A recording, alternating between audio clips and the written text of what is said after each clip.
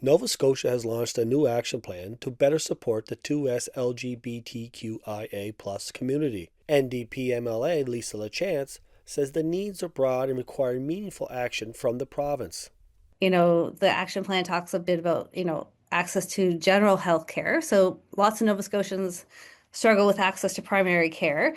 And then, for 2S LGBTQI plus folks, they also have, unequal access to healthcare and to gender affirming care across the province. I think in terms of housing, I mean, we're in a housing crisis across Nova Scotia, and lots of people experience that. And then for folks who are queer or trans, that can look a little bit different. CBU Professor Kay Krug says the key step forward is the communities being recognized by the province. Well, I think to begin, I think first of all, it's important to know that we are seen.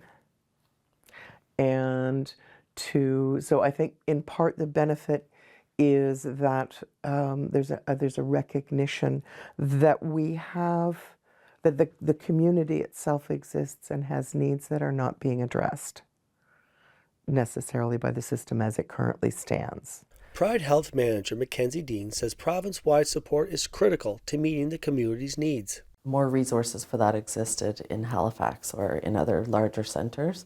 And I think there's a real opportunity to make sure that that wonderful care that has been happening for such a long time in many places in Central Zone spreads out across the province. And there are champions in all zones who have been taking care of these communities. And so when we look at the size of the 2S LGBTQIA population in Nova Scotia and we realize the lack of services that were kind of allocated to that, it became a very that catching up became evident that that needed to happen. We are now at 9 full-time staff members, myself being one as the manager.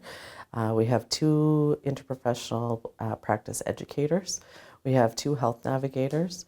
We have 2 community liaisons and 2 equity consultants, one of which sits at the IWK and one of which is with Nova Scotia Health, and then some excellent administrative support to kind of coordinate all of those efforts.